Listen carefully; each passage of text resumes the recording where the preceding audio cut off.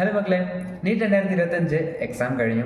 നിങ്ങൾക്കറിയാം, ഇപ്പോൾ പല കുട്ടികളും എന്ത് ചെയ്യുന്നുണ്ട്, പലവിധ മെൻ്റൽ സ്റ്റേറ്റിലൂടെയും അതായത് ആകുലതകളിലൂടെയും പോയിക്കൊണ്ടിരിക്കുന്ന സമയമാണ് അല്ലേ.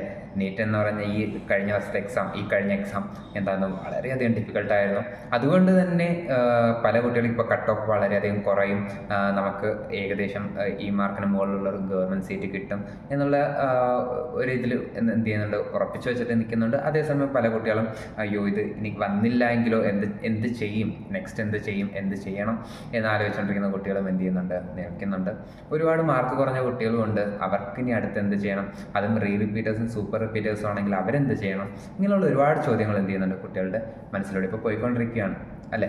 അപ്പം ഇതിന് ഒരു സൊല്യൂഷൻ, അഥവാ ഇതിന് നിങ്ങൾക്ക് കറക്റ്റായിട്ടുള്ള ഓപ്ഷനുകൾ എന്താണെന്ന് അറിയിക്കാൻ വേണ്ടിയിട്ടുള്ള വീഡിയോ മാത്രമാണിത്. അപ്പോൾ നിങ്ങൾക്ക് ഇതിൽ നിന്ന് നിങ്ങൾക്ക് ഉപകരിക്കാമെന്ന് വിശ്വസിക്കുന്നു. ഇതിൽ നിന്ന് നിങ്ങൾക്ക് എന്ത് ചെയ്യാം, നിങ്ങൾക്ക് സെലക്ട് ചെയ്യാം. നിങ്ങൾക്ക് നെക്സ്റ്റ് എന്ത് ചെയ്യണം, നെക്സ്റ്റ് ഇതിൽ എന്ത് പാത്ത് നിങ്ങൾ എന്ത് ചെയ്യണം, ചൂസ് ചെയ്യണം എന്നെല്ലാം നിങ്ങൾക്ക് എന്ത് ചെയ്യാൻ പറ്റും. ഈ ഒരു വീഡിയോ കണ്ടു കഴിഞ്ഞാൽ ഒരു ക്ലാരിറ്റി കിട്ടും. ഓക്കെ, ഫസ്റ്റ് ഓഫ് ഓൾ നമുക്കറിയാം നമ്മുടെ പൊതുവെയുള്ള ട്രെൻഡ് എങ്ങനെയാണ്. ആദ്യത്തെ തവണ നീറ്റ് എഴുതിയ അല്ലെങ്കിൽ രണ്ടാമത്തെ തവണ നീറ്റ് എഴുതിയ കുട്ടികളൊക്കെ ആണെങ്കിൽ ഒന്നുകൂടെ കിട്ടും എന്നുള്ള വിശ്വാസം ഉള്ളത് കൊണ്ട് തന്നെ അവരെന്ത് ചെയ്യും, ഒന്നുകൂടെ റിപ്പീറ്റ് ചെയ്യും അല്ലേ. അപ്പോൾ അത് ഏതെങ്കിലും ഒരു കോച്ചിങ് സെൻറ്റേഴ്സിലൂടെ പോവാം, ഓൺലൈനിൽ പോവാം, ഓഫ്ലൈനിൽ പോവാം. അങ്ങനെ നിങ്ങൾ അതല്ലെങ്കിൽ സെൽഫ് സ്റ്റഡി ചെയ്യുന്ന കുട്ടികളും ഉണ്ടാകും അല്ലേ. അപ്പോൾ ആ രീതിക്കൊക്കെ എന്ത് ചെയ്യാം, നിങ്ങൾക്ക് നിങ്ങളുടെ പഠനം മുമ്പോട്ട് കൊണ്ടുപോവുകയും ഒരു തവണ കൂടെ എന്ത് ചെയ്യാം, അറ്റംപ്റ്റ് ചെയ്യുകയും കൂടെ ചെയ്യും. ഓക്കെ, പക്ഷെ അതേസമയം സൂപ്പർ റിപ്പീറ്റേഴ്സും അതല്ലെങ്കിൽ വീണ്ടും സൂപ്പർ റിപ്പീറ്റേഴ്സിനെക്കാളും മുകളിൽ റിപ്പീറ്റ് ചെയ്തിട്ടുള്ള കുട്ടികളാണെങ്കിൽ അവരും ഈ സമയമാകുമ്പോഴേക്കും ഏകദേശം മടുത്തിട്ടുണ്ടാവും അല്ലേ. അപ്പോൾ അവരിനി ആലോചിക്കുക, ഒന്നില്ലെങ്കിൽ ഇത് ഡ്രോപ്പ് ചെയ്യാം, വേറെ ഏതെങ്കിലും കോഴ്സിലോട്ട് പോകാം എന്നായിരിക്കും. അതല്ലെങ്കിൽ വേറെ എവിടെയെങ്കിലും ഇപ്പം കിട്ടുന്ന പ്രൈവറ്റ് കോളേജ് ആണെങ്കിൽ അതായാലും മതി എന്ന രീതിക്ക് എന്ത് ചെയ്യും, അവിടെ പോകാനും ഉദ്ദേശിക്കുന്ന കുട്ടികളുണ്ടാവും. ഇന്ത്യ അതും അല്ലെങ്കിൽ വിദേശത്ത് പോയി പഠിക്കാൻ ആഗ്രഹിക്കുന്ന കുട്ടികളും ഉണ്ടാവും. ഉറപ്പായിട്ടും അതൊരു ഓപ്ഷനാണ്, നല്ലൊരു ഓപ്ഷനാണ്. എന്തെന്നാൽ കേരളത്തിൽ പ്രൈവറ്റ് മെഡിക്കൽ കോളേജിൽ പഠിക്കാൻ നിങ്ങൾ കൊടുക്കുന്ന ഫീസിനെക്കാട്ടും ഓൾമോസ്റ്റ് 10 lakhs ഒക്കെയാണ് ഏകദേശം എല്ലാ കോളേജിലും വരുന്നത്. 10 lakhsോട് അടുപ്പിച്ചിട്ടാണ് ഞാൻ, ഓക്കെ കറക്റ്റ് 10 lakh ആയിരിക്കില്ല. ഫസ്റ്റ് ഇയറിൽ 10 lakhന് മുകളിൽ വാങ്ങിച്ചിട്ട് സെക്കൻഡ് ഇയർ തൊട്ട് 10 lakhന് താഴെ 9 lakh റേഞ്ചിൽ വരുന്ന കോളേജസ് ഉണ്ട്. ഫുൾ ഏകദേശം ഫസ്റ്റ് ഇയറിൽ തന്നെ 10 lakhും സെക്കൻഡ് ഇയർ തൊട്ട് 9,80,000 സംതിങ് റേഞ്ചിൽ വരുന്ന കോളേജസും എന്ത് ചെയ്യുന്നുണ്ട്, കേരളത്തിലുണ്ട്. അതേപോലെ തന്നെ കേരളത്തിന് പുറത്താണെങ്കിൽ 13 lakhs 14 lakhs, ഇന്ത്യക്ക് ഉള്ളിലുള്ള കാര്യമാണ് പറയുന്നത്. 13 lakhs 14 lakhs 15 lakhs ഒക്കെ വരുന്ന റേഞ്ചിൽ വരുന്ന ഇതുകൊണ്ട് ഓൾസോ NRI കോട്ടയിലൂടെ അഡ്മിഷൻ വാങ്ങിക്കുന്നവർക്കാണെങ്കിൽ 15 to 20 lakhs വരെ ഫീസ് വാങ്ങിക്കുന്ന കോളേജുകളും നിലനിൽക്കുന്നുണ്ട്. പക്ഷെ അതേസമയം നിങ്ങൾക്ക് പുറത്ത് വിദേശത്ത് പോയി കഴിയുമ്പോൾ അതനുസരിച്ചിട്ട് നിങ്ങൾക്ക് എന്ത് ചെയ്യാൻ പറ്റും, ഫീസ് കുറഞ്ഞ, അതായത് നമ്മൾ പൊതുവെ ആലോചിക്കുന്ന വിദേശത്ത് പോയി പഠിക്കാൻ വേണ്ടി നല്ല ഫീസുകളും കാര്യങ്ങളൊക്കെ ആകുമെന്നാണ്. അങ്ങനെ വാങ്ങിക്കുന്ന കോളേജസ് ഉണ്ട്, ഉറപ്പായിട്ടും ഉണ്ട്. അതല്ലാതെ ഈ ഉസ്ബെക്കിസ്ഥാൻ പോലത്തെ സ്ഥലങ്ങളിലൊക്കെ എന്ത് ചെയ്യുന്നുണ്ട്, ഫീസ് കുറഞ്ഞ ഓൾമോസ്റ്റ് 1.5 ലക്ഷം സംതിങ് റേഞ്ചിൽ വരുന്ന കോളേജസും എന്ത് ചെയ്യുന്നുണ്ട്, ഉണ്ട്. ഓക്കെ, അപ്പോൾ അങ്ങനത്തെ കോളേജസിലോട്ട് നിങ്ങൾക്ക് എന്ത് ചെയ്യാൻ പറ്റും, പോയി പെർസ്യൂ ചെയ്യാൻ പറ്റും, നിങ്ങളുടെ ഡിഗ്രി പെർസ്യൂ ചെയ്യാൻ വേണ്ടി പറ്റും. അപ്പോൾ അങ്ങനെ താല്പര്യമുള്ള മക്കളാണെങ്കിൽ നിങ്ങളോട് എനിക്കൊരു കാര്യം പറയാനുള്ളത്, നിങ്ങൾ ഒരുപാട് ഏജൻസീസ്, ഒരുപാട് പേരെന്ത് ചെയ്യുന്നുണ്ട്, നിങ്ങളുടെ പൈസ വാങ്ങിച്ചിട്ട് നിങ്ങൾക്ക് ആവശ്യമായിട്ടുള്ള സാധനങ്ങൾ പ്രൊവൈഡ് ചെയ്യാതെ നിങ്ങളെ ഒരു കുഴിയിലോട്ട് വീഴ്ത്താൻ വേണ്ടി കഴിയുന്ന ഒരുപാട് പേര് എന്ത് ചെയ്യുന്നുണ്ട്, നമുക്ക് ചുറ്റുമുണ്ട്. അപ്പം അങ്ങനെ പോകുന്ന വിദ്യാർത്ഥികളാണെങ്കിൽ നിങ്ങൾ പോകുന്നത് ജെന്യൂൻ ആണെന്നും ഉറപ്പുവരുത്തിയിട്ട് മാത്രം, അത് മാതാപിതാക്കളും കുട്ടികളും രണ്ടുപേരും ശ്രദ്ധിക്കേണ്ട കാര്യമാണ്. നിങ്ങൾ പോകുന്ന കാര്യം ജെന്യൂനാണ്, ആ ഏജൻസി ജെന്യൂനായാൽ മാത്രം പോരാ. അവിടെ പോയി കഴിഞ്ഞിട്ട് ബാക്കിയുള്ള കാര്യങ്ങൾ, അതായത് നിങ്ങളുടെ ഓക്കെ, നിങ്ങളുടെ അക്കോമഡേഷൻ, നിങ്ങളുടെ ഫുഡ്, നിങ്ങളുടെ ട്രാവൽ, ഈ കാര്യങ്ങളൊക്കെ എല്ലാം എന്ത് ചെയ്യുന്നു, അവർ കറക്റ്റായിട്ട് പ്രൊവൈഡ് ചെയ്യുന്നുണ്ടെന്നും അതേപോലെ തന്നെ നിങ്ങളുടെ അവിടുത്തെ യൂണിവേഴ്സിറ്റിയിലുള്ള അഡ്മിഷനും ബാക്കി പ്രൊസീജിയേഴ്സും കാര്യങ്ങളും നിങ്ങളുടെ വിസയും കാര്യങ്ങളും എല്ലാം എന്ത് ചെയ്യുന്നുണ്ട്, അവർ ടേക്ക് കെയർ ചെയ്യുന്നുണ്ടെന്ന് ഉറപ്പുവരുത്തിയതിന് ശേഷം മാത്രം പോകും. ഇനി അങ്ങനെ പോകാൻ ആഗ്രഹിക്കുന്ന വിദ്യാർത്ഥികൾക്ക് വേണ്ടിയിട്ട് വേണമെങ്കിൽ ജെന്യൂനായിട്ടുള്ള ആൾക്കാരുമായിട്ട് നമ്മൾ എന്ത് ചെയ്യാൻ പറ്റും, കോൺടാക്ട് ചെയ്ത് തരാൻ വേണ്ടി പറ്റും. ഓക്കെ, അങ്ങനെ ആഗ്രഹമുള്ളവർക്ക് എന്ത് ചെയ്യാം, നമ്മൾ പേഴ്സണലായിട്ട് മെസ്സേജ് ചെയ്താൽ മതി. ഓക്കെ, അപ്പോൾ അവർക്ക് വേണ്ടിയിട്ട് നമുക്ക് എന്ത് ചെയ്യാൻ പറ്റും, ഹെൽപ്പ് ചെയ്യാൻ പറ്റും. ഞാൻ എൻ്റെ നമ്പർ ഞാൻ ഇതിൻ്റെ ഡിസ്ക്രിപ്ഷനിൽ കൊടുക്കാം. നിങ്ങൾ എന്ത് ചെയ്യുക, വാട്സപ്പ് ചെയ്താൽ മതി. നിങ്ങൾക്ക് ഇങ്ങനെ പുറത്ത് പോകാൻ ആഗ്രഹമുള്ളവർ എന്ത് ചെയ്യുക, ഏത് കൺട്രിയാണ് കാര്യങ്ങളൊക്കെ പറഞ്ഞു കഴിഞ്ഞാൽ അതനുസരിച്ചിട്ടുള്ള ആൾക്കാരിനെ നമ്മൾ എന്ത് ചെയ്യാം, കോൺടാക്ട് ചെയ്ത് തരാം. ഡയറക്റ്റായിട്ട് നിങ്ങൾ അവരോട് സംസാരിച്ച് എന്ത് ചെയ്താൽ മതി, നമുക്ക് പോകാൻ വേണ്ടി കഴിയും. ഓക്കെ, അപ്പോൾ അതും ആണ് നിങ്ങൾക്കുള്ള ഓപ്ഷൻ. അതല്ല പുറത്ത് അല്ലാതെ നിങ്ങൾ ചെയ്യുന്നുണ്ടെങ്കിലും അത് ജെന്യൂൻ ആണെന്ന് ഉറപ്പ് വരുത്തുക. അത്ര മാത്രമേ നമുക്ക് എന്ത് ചെയ്യാനുള്ളൂ, പറയാനുള്ളൂ. ഓക്കെ, നെക്സ്റ്റ്, ഇനി റിപ്പീറ്റ് ചെയ്യാൻ ആഗ്രഹിക്കുന്നവർ അല്ലെങ്കിൽ റിപ്പീറ്റ് ചെയ്യാൻ ആഗ്രഹിക്കുന്നവരൊക്കെ ആണെങ്കിൽ നിങ്ങൾ ശ്രദ്ധിക്കേണ്ടത്, നിങ്ങൾക്ക് ഓൾമോസ്റ്റ് അറിയാം അല്ലേ, ഇപ്പോൾ എവിടെയൊക്കെയാണ് തെറ്റ് വന്നത്, എങ്ങനെയൊക്കെയാണ് തെറ്റ് വന്നത് എന്നൊക്കെ കാര്യം നിങ്ങൾക്ക് അറിയാം. അപ്പം ഇനി അങ്ങോട്ട് നിങ്ങൾ ചെയ്യേണ്ടത് എന്താണ്, ആ തെറ്റ് ഇനി ആവർത്തിക്കാതിരിക്കാൻ വേണ്ടി നോക്കുക. പല കുട്ടികൾക്കും വന്നിട്ടുള്ള തെറ്റ് എന്താണെന്ന് ചോദിച്ചു കഴിഞ്ഞാൽ, ലാസ്റ്റ് മിനിറ്റൊക്കെ ആകുമ്പോൾ ഉഴപ്പിയത്, അല്ലെങ്കിൽ തുടക്കം മുതലേ ഇത്തിരി അലസമായിട്ട് പഠിച്ചത്, അതൊക്കെ ആയിരിക്കാം പല കുട്ടികൾക്കും എന്ത് ചെയ്തിട്ടുള്ളത് മെയിനായിട്ട് വന്നിട്ടുള്ള തെറ്റ്.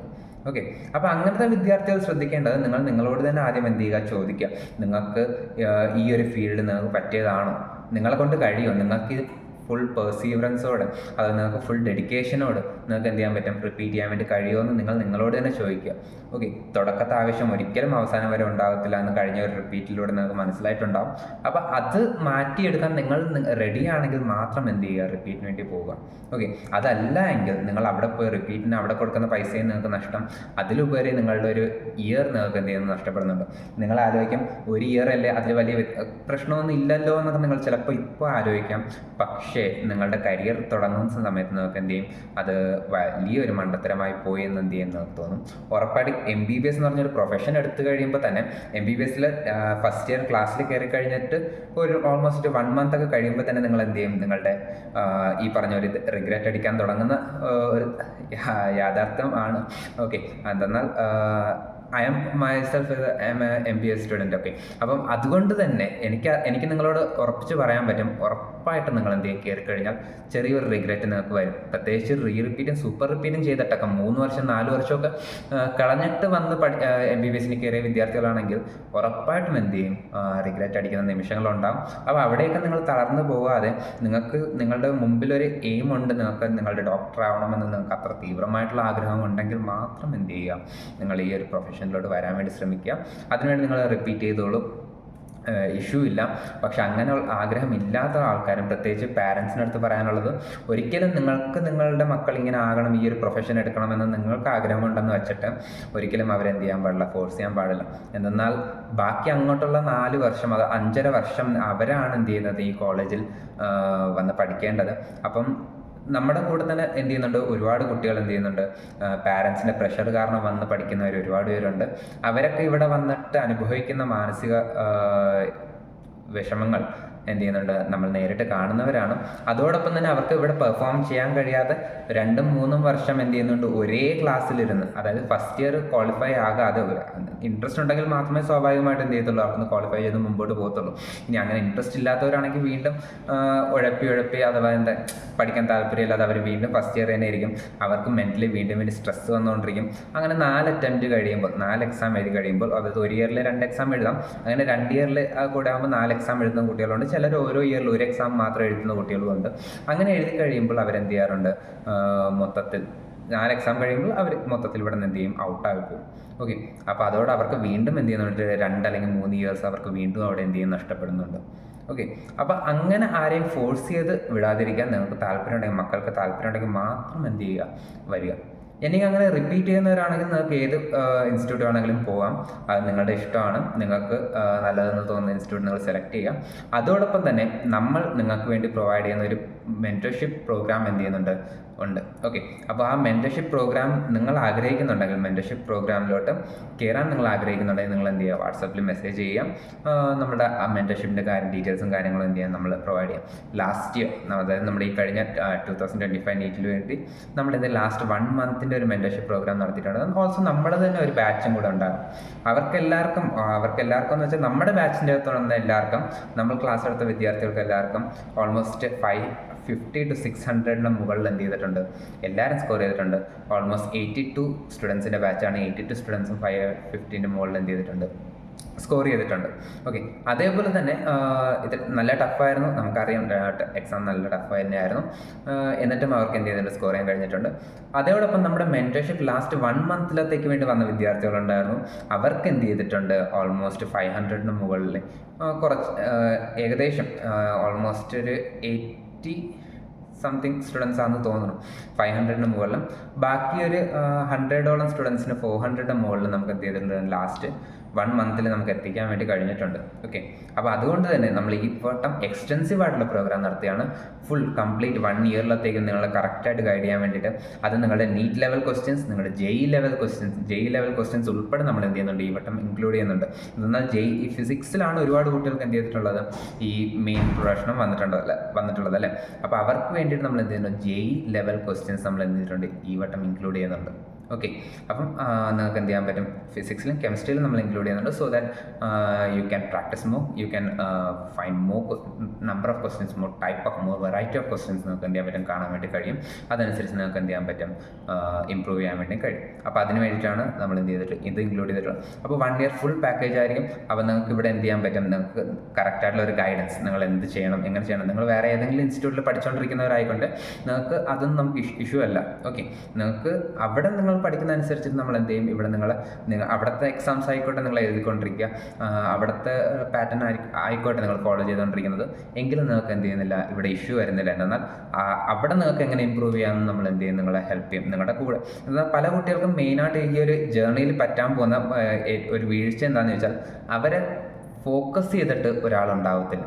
അതാണ് എന്ത് ചെയ്യുന്നത്, അവർക്ക് മെയിനായിട്ട് ഒരു ഇഷ്യൂ വരാൻ പോകുന്നത്. പക്ഷേ ഇവിടെ നമ്മൾ എന്താ പ്രൊവൈഡ് ചെയ്യുന്നതെന്ന് വെച്ചാൽ, നിങ്ങൾക്ക് എല്ലാവർക്കും MBBS students who have qualified the NEET before you, നിങ്ങൾക്ക് മുമ്പായിട്ട് നിങ്ങളുടെ seniors who have qualified the NEET, അവരാണ് നിങ്ങൾ എന്ത് ചെയ്യാൻ പോകുന്നത്, സഹായിക്കാൻ വേണ്ടി, നിങ്ങളുടെ കൂടെ നിന്ന് എന്ത് ചെയ്യാൻ സഹായിക്കാൻ പോകുന്നത്. നിങ്ങൾക്ക് ഏത് പാതിരാത്രിക്ക് വേണമെങ്കിലും എന്ത് ചെയ്യാം, നിങ്ങൾക്ക് അവരെ കോൺടാക്ട് ചെയ്യാം. നിങ്ങൾക്ക് എന്ത് വിഷമം ഉണ്ടെങ്കിലും, നിങ്ങൾക്ക് എന്ത് പ്രയാസങ്ങളുണ്ടെങ്കിലും നിങ്ങൾക്ക് എന്ത് ചെയ്യാൻ പറ്റും, അവരോട് സംസാരിക്കാനോ അവരതിനുള്ള സൊല്യൂഷൻസ് അവരെന്ത് ചെയ്യും, നിങ്ങൾക്ക് പ്രൊവൈഡ് ചെയ്യുകയും ചെയ്യും.